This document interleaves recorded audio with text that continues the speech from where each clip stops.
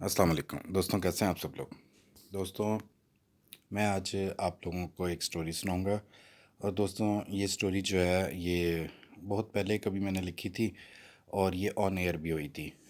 تو یہ میں نے ایک کلاسیکل سٹائل میں لکھی تھی اور رجسٹریشن پر اس کو میں نے آن ایئر پڑھ دیا تھا۔ اب میں بالکل ویسے ہی وہ کہانی تو نہیں آپ کو سنا سکتا کیونکہ وہ تو رجسٹریشن نے پرچیز کر لی تھی۔ بہرحال یہ ہے کہ میں اس کو یوں سمجھ لیجئے کہ میں اس سٹوری کا ترجمہ کر رہا ہوں اس ٹائم۔ تو دوستوں، کہانی کا آغاز کچھ یوں ہوتا ہے کہ جب ہم لوگ اسکول گئے، چھوٹے تھے ہم لوگ، اسکول جب داخل ہوئے تو 1 کلاس کے اندر ایک ہماری کلاس میں ایک بچہ تھا، ایک لڑکا، اس کا نام تھا باؤ۔ وہ ہمارا محلے دار بھی تھا، ہمارے سامنے والے گھر میں وہ رہا کرتا تھا۔ تو اس اسکول میں ہمارے ساتھ وہ بھی تھا۔ اب یہ بچہ جو تھا، یہ اس کے ساتھ ہوا یہ کہ سننے میں آتا ہے کہ اس کی عمر کافی بڑی تھی، جیسے کوئی 12-14 سال اس کی عمر ہوگی، لیکن وہ 1 کلاس میں تھا۔ اس کی ایک وجہ تھی کہ وہ معذور شخص تھا۔ معذور اس طرح سے کہ اس کی عمر تو بڑی تھی لیکن اس کی گروتھ نہیں بڑی تھی، نہ اس کا قد بڑا تھا۔ تو وہ اب بچوں جیسا لگتا تھا، تو اس کو 1 کلاس میں داخل کروایا گیا۔ پہلے بھی وہ پڑھتا رہا ہوگا لیکن ذہنی طور پر بھی وہ معذور تھا، کمزور تھا۔ تو بہرحال اس کو ابھی وہ ہمارے ساتھ داخل ہو گیا۔ اب ہوا یوں کہ ہم لوگ اس کے ساتھ کھیلتے تھے۔ اس کی باتیں کچھ عجیب ہوا کرتی تھیں، بہت سی چیزیں وہ سمجھ نہیں پاتا تھا، ایک ایب نارمل بھی تھوڑا سا تھا وہ۔ تو اس وجہ سے کچھ بچے اس کا مذاق بھی اڑایا کرتے تھے، جس کی وجہ سے وہ کافی دکھی رہتا تھا۔ حالانکہ کھیل کے اندر وہ ہمارے ساتھ گلی میں کھیلتا بھی تھا، وہ ایک ایکٹیو پلیئر تھا، لیکن بہرحال اسکول کے اندر اس کے ساتھ اچھا سلوک بچے نہیں کیا کرتے تھے۔ اب ایک مرتبہ کچھ واقعہ یوں یاد ہے کہ بچوں کچھ مذاق اڑا رہے تھے، تو باؤ نے کیا کیا کہ ایک بچے کے پیٹ میں مکہ مار دیا۔ تو اس بچے کے کافی درد ہوا، تو وہ کہنے لگا کہ اللہ کرے باؤ تو مر جائے۔ اب کوئی تیسری چوتھی کلاس میں ہم لوگ ہوں گے۔ تو ہوا یہ کہ ایک مرتبہ اطلاع آئی کہ باؤ کے گردے فیل ہو گئے ہیں اور ان کی گروتھ بڑی نہیں ہے یا کیا معاملہ ہوا ہے۔ تو بہرحال وہ ہاسپٹل چلا گیا اور اس واقعے کے کوئی 1-2 دن کے بعد جو ہے باؤ کی اطلاع آئی کہ وہ فوت ہو گیا۔ تو جس دن اس کی میت جنازے کے لیے جانی تھی، تو باؤ کی ماں جو ہے وہ، سب لوگ رو رہے تھے، تو ماں جو تھی اس کی وہ بہت زیادہ چیخ رہی تھی۔ اور کبھی وہ گھر کے اندر جاتی، ہمیں جو منظر یاد ہے مجھے، کبھی وہ گھر کے اندر جاتی، کبھی وہ اس کی چرپائی باہر گھر کے باہر پڑی تھی، تو کبھی وہ باہر آ کر چرپائی کے ساتھ لپٹ جاتی بہو کے ساتھ، اور مسلسل کچھ بولے جا رہی تھی وہ۔ اور اس کے بعد پھر جنازہ اٹھانے کا جب وقت ہوا تو ماں اندر سے بھاگی بھاگی آئی، وہ اپنے بچے سے لپٹی، اور اس کے بعد پھر ایک عجیب و غریب اس نے جملہ کہہ دیا۔ تو اب اس حالت کے اندر، اب تھا تو وہ شرکیہ جملہ، لیکن بہرحال اس حالت کے اندر اس کو بھی نہیں پتا تھا کہ میں کیا کہہ رہی ہوں، لیکن بہرحال اس نے اپنے انداز میں کہا کہ بہو چلا ہے، مجھے چھوڑ کے چل جا۔ تو وہ بڑا دل خراش سا ایک جملہ، سب لوگ خاموش ہو گئے۔ اس کے بعد چرپائی اٹھائی گئی، اس کو قبرستان لے کر گئے، نماز جنازہ ہوئی اور اس کے بعد قبرستان لے کر گئے۔ قبرستان میں جب اس کو دفنایا گیا تو اس کی قبر کے اوپر پھول اور اگربتیاں لگائی گئیں، تو سب لوگ چلے گئے۔ تو میں وہاں کھڑا تھا، تو ایک ہمارے ہمسائے، یعنی بالکل میرے گھر کے ساتھ والے الیاس بھائی، وہ میرے سے بڑے تھے، وہ میرے ساتھ کھڑے تھے۔ تو ہم لوگ قبر کو دیکھ رہے تھے، اور جب باقی سب لوگ چلے گئے تو وہ جاتے جاتے کہتے، یار نوید یہ دیکھو کتنی رونق ہے اس کی قبر کے اوپر۔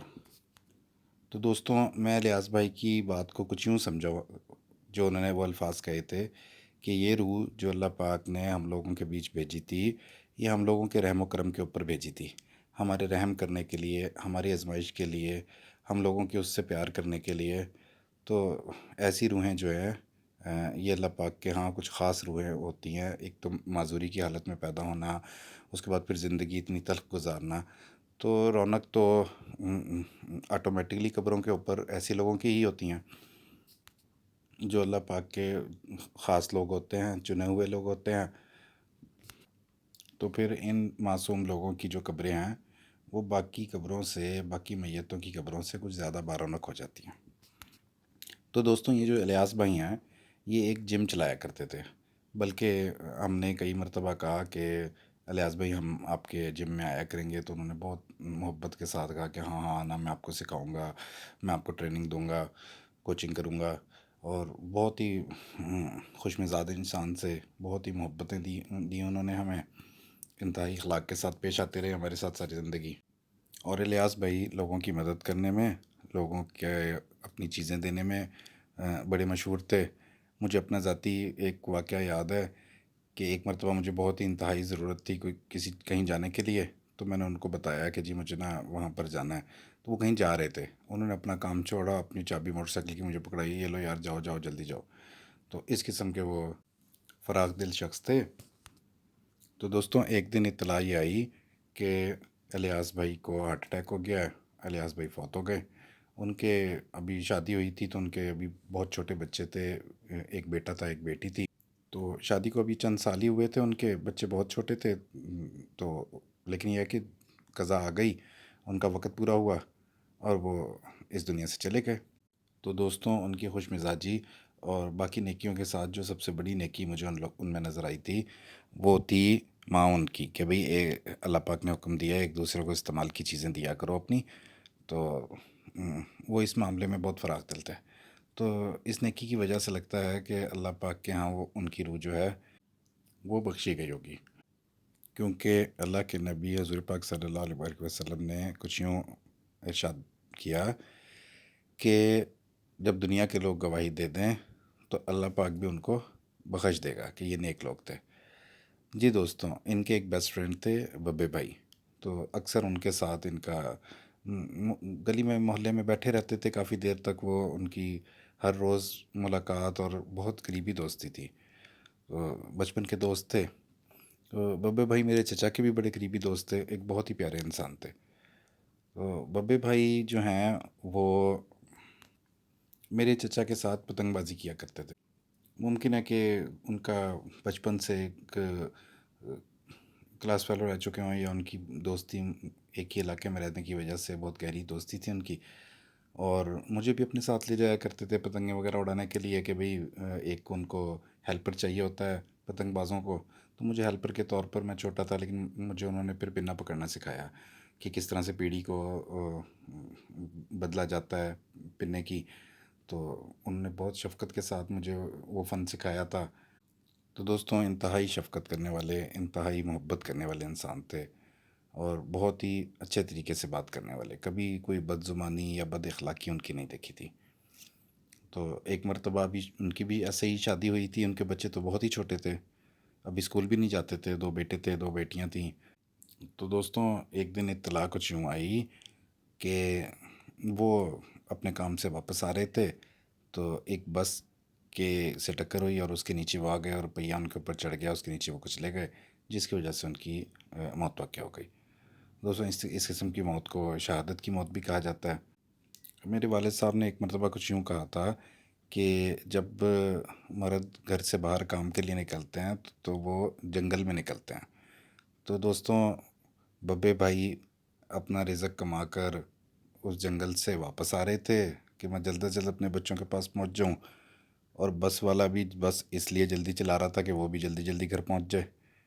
تو دوستوں اس جلدی کے اندر کوئی قتل ہو جائے، کسی کا نقصان ہو جائے، کسی کے بچے یتیم ہو جائیں، تو اس میں اب ہم اس جلدی کو ہی قصوروار کہہ سکتے ہیں۔ تو دوستوں ببے بھائی کی موت کے اوپر پورا محلہ اس جوان موت کے اوپر بہت زیادہ رویا، ہر آنکھ اشک بار تھی، اور لوگ دھاڑے مار مار کر رو رہے تھے۔ لیکن دوستوں یہ ایک بہت بڑا المیہ ہوا کہ بس وہ رونا ایک دن کا ہی رہا، کیونکہ اس کے یتیم بچوں نے، ببے بھائی کے یتیم بچوں نے اپنے چچاؤں اپنے تایاؤں کے گھر کے اندر اپنے بچوں کو کھلاتے پلاتے دیکھ کر زندگی گزاری، اور اتفاق کی بات ہے کہ محلے کے کسی شخص نے کسی ایک دن بھی شاید ان کے گھر کوئی کھانا بھیجا ہو کبھی، یا ان کی کوئی ہیلپ کی ہو، تو کبھی سننے میں نہیں آیا، اور یا پھر ان یتیم بچوں کو کسی نے کچھ کھلایا ہو، اور ان کا اکرام کیا ہو یا محبت سے ان کو بلایا ہو، تو ایسا کچھ دیکھنے میں نہیں آیا۔ دوستوں، میری اسٹوری یہاں پر اینڈ ہوتی ہے، لیکن یہ اسٹوری جو ہے یہ اس بات کو تو ڈسکرائب کرتی ہے کہ آخر کار چاہے جوان ہو، چاہے کوئی بچہ ہو، چاہے کوئی بوڑھا ہو، تو جو قضا ہے، جو وقت ہے انسان کا، جو موت ہے، یہ تو یہ نہیں دیکھتی کہ کوئی بوڑھا ہے، جوان ہے، یا کوئی کسی کا باپ ہے۔ یہ تو ہر انسان اپنی زندگی لکھوا کر آیا ہوتا ہے اور اس نے جانا ہوتا ہے۔ تو بہرحال یہ اس ایمان کو تو مضبوط کرتی ہے کہ انسان کو آخرکار اس دنیا سے جانا ہے، نہ وہ اپنی مرضی سے آیا ہے اور نہ ہی اپنی مرضی سے جائے گا۔ جب حکم ہوگا، جب وہ چلا جائے گا۔ لیکن دوستوں، سٹوری کے لحاظ سے ابھی تک کوئی ہوپ نظر نہیں آتی ہے کہ اس کہانی میں آخر ہوپ کیا ملی۔ میں نے اپنے زندگی کے واقعات بس سنا دیے ہیں، تو ہوپ کیا ہے؟ تو دوستوں، ان سب لوگوں کے ساتھ، باؤ کے ساتھ، الیاس بھائی کے ساتھ اور ببے بھائی کے ساتھ گزارے ہوئے جو خوشی کے لمحات ہیں، جو زندگی کے اچھے وقت ہیں، اچھی یادیں ہیں، وہ سب میں ان لوگوں کی روحوں کے نام کرتا ہوں۔ السلام علیکم دوستوں۔